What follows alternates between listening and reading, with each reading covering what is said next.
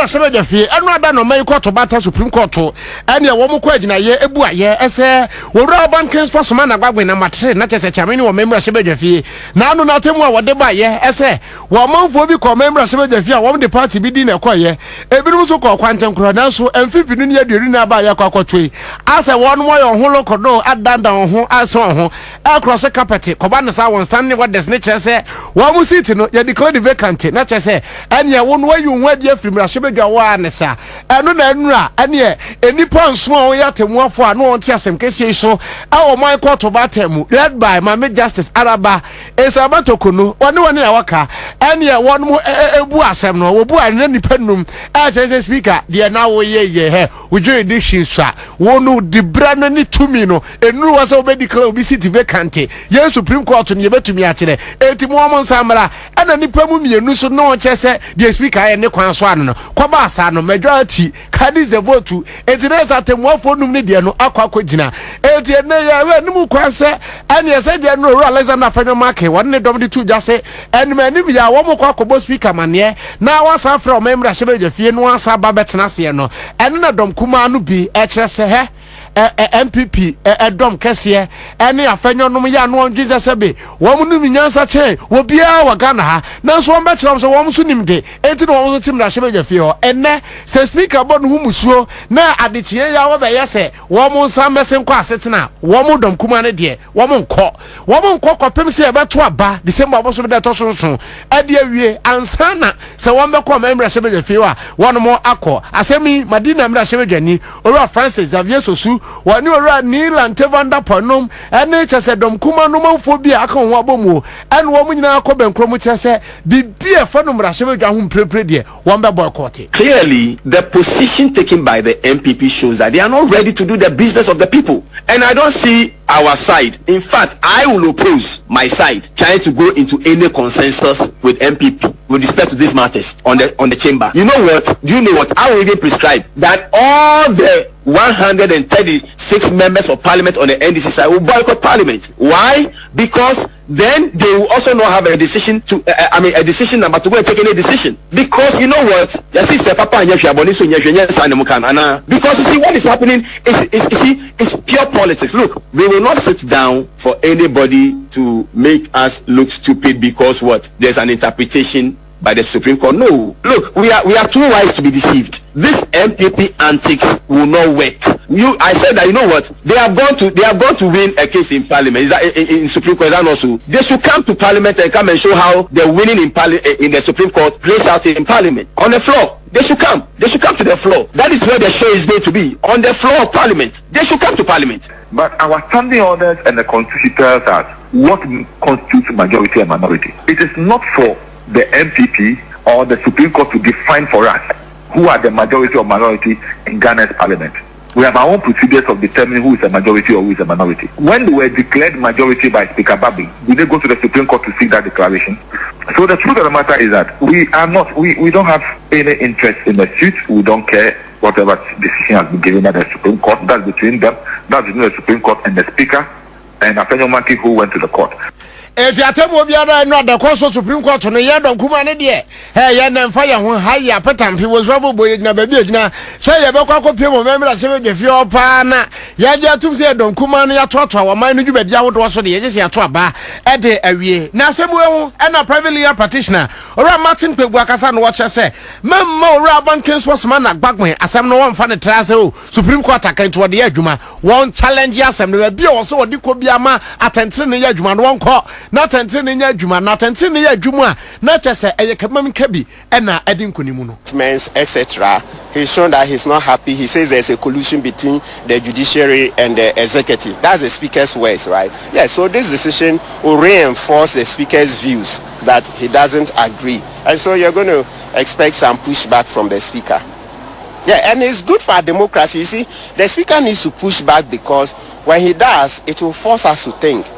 It will force us to look at how to solve the problem, which is that we need judicial independence. That's what this decision underscores. That our judiciary has become a bit weak. The Supreme Court is that weak. So we need a constitutional review. And as I stated earlier, the Chief Justice herself has said that the role of the President in the discipline of judges is not correct, it's not good, the Superior Court judges, all right? When you want to remove a Supreme Court judge, Court of Appeal judge, etc., you have to take it to the president. Now, if the president doesn't like you, yeah, he'll let it go on. If he likes you, he'll sit on it. There are situations the president is sat on some of the petitions. And then there are other roles he has to play. Also, you know, nanso ora mate kwabudi asem wa twedwa no pani ba ko a eba no Ghana mransem a wabne wo mu pa no wodi mu ntintima no ache wom aya Justice William Atuguba wano kra de Supreme Court where ene mamle arabesa bato kunum kwatena we waye adwuma wo pen masesei wo na homegye mu ebire bi kra so wo baye chese wo man na temuafo ni na so panya na wo ye hweso fo so acting Chief Justice etu akabi wo no chese memo bia na da speaker sa asem no aba ne atebo na aba no fanya adwuma hwe was the speaker fanya adwuma amabra na wo mse wo hwe yi a wo betumi akwakwada mfiedu wo ya no kra to nchen a aba adwumadie bia ni wono mo ya e betumi esade aso papa ne nsa bionti o ma dwobremra na de court no na won ka no won fanya adwuma maso ndwemra. In the face of this decision, he's bound by the decision of the Supreme Court. He's bound by it. Oh, of course it's addressed to them, but it doesn't mean that if they fail to comply, they are the only people who can. There are processes. Contempt is there, and it's a high crime. Can be prosecuted, and you will have to suffer imprisonment up to 10 years. Up to 10 years. It's not necessarily 10 years, but you must just, there's no option of a fine. You must just suffer some term of imprisonment, not exceeding 10 years. And not only that, 10 years disqualification from holding public office. If you are president, you are liable to removal as president. Eti Justice William Atuguba asudi eni asotwe ye wo ho as Speaker of Parliament amfa enra atemu na ba na anya dwuma de obafam bi ena papa na tunufo se be ya wonfa ni anya dwuma se be ye na no ho masem sebe ye na ne ho emma asem abusua ye gina mu ewo Parliament nsensem no amu me na me ye dom kese me na me ye dom kuma no ewo nsem anu a egusua ene etwetwere ye bo ewo Ghana hanom no abusua ebra efie no ekọ asetena de etwato okra no a NPP amenyokuo no anase ne wo mo a NPP mrahebedwafo no a wo mo ofie ho no mo ena eye ya ma chesefie no Chiamehine efre se wo mo sa enkwa asetena no na so mo kwa ya wo mo ama no na no nam so kwa manisa etu wo masetena no ehye bere a wo onimo no abusua na video bi ene na momonte e kire se adanse asokwa no ahyebedwani wonimonyamfo kwa bena Tahiru Hammond KT Hammond na chese ne bere a na chese NDC mrahyebedwafo no kwa no Chiamehine pani etu eye efie no asetena no ehye bere a wo onimo no no wo mo epie ba ye na chese wo na ye gang leader gangalia na chese wo ba emema ne matri so toto ne nsa ene wo ka bi kire wo bia wo betumi eno no eno nam so ema NDC mra hyebedwane de ma wo manfo wo ketu north abaton pesua so Dr. James Kluche Aveji na chese yin eni nsa janua no magro bia ya no wo mudie na chese keti amon ka so fo asem ko ni asem bia ka emetutu nsem bi engu from em etu aya kokokoko wachi mama aya so opiepia no a na emfoni bi etwagu sam ni enim se ya agro e ma keti amokwa ye se empiepia me sa menya wakora me nto nche nko school empiepia me sa nyina ye nim se ne eja ka ya agro ene ye te wonu mo nka bi nhemu a ne chese wonu nyafo kwabna Tahiru Hammond chese an wono kwa wokọ hospital kora mpo ekwa akwhwe na pomuden ho nsem se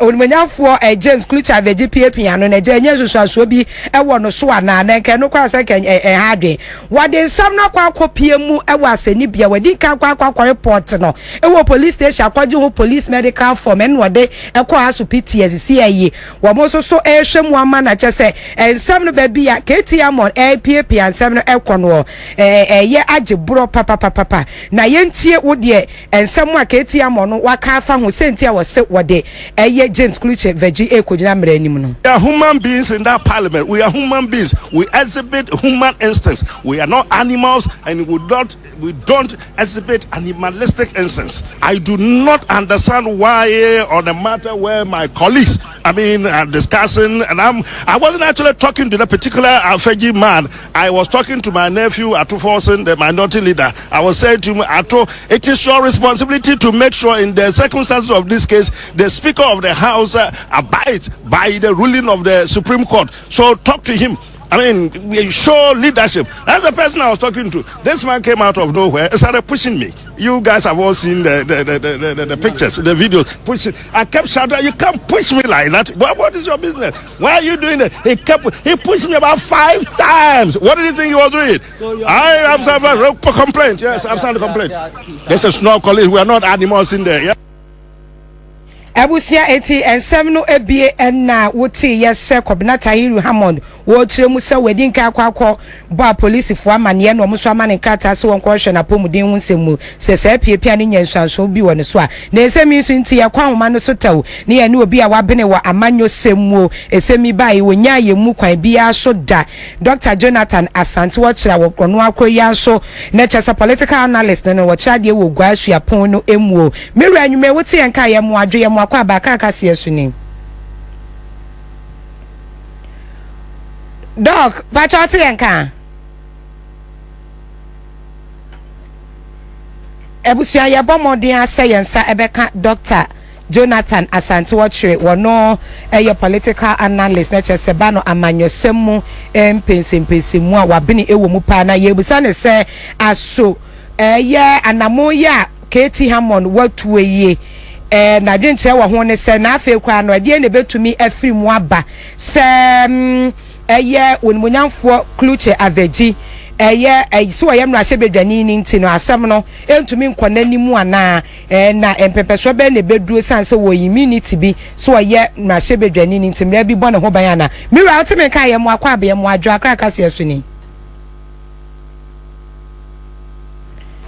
hello ene humano na edi ehwamo saa no eti no say ye beto aso na ye nsaka opani na ne abusa no se we no ebekọ hia na enkọ bebe ye hunu akwa wo de fa ho agini din eye agoro na sanse ka eti amon ya ye nim so ye pani bi opa agoro wo nani so akama eti di airport no wo pa fi nsem we mu emranimfo be so mu mpanifo so be so mu ana amana fia police fo nsem akwa akopie mu aseni bia sem eye mrahwedwafo mienu na se agoro no mu di o se na ye de ne ehunu se agoro akwa akowie sei no eye die poti ne betumi afi nsem aba no no so edi amanyo semu nkomo no na dwenkyere wo ho ene sensemi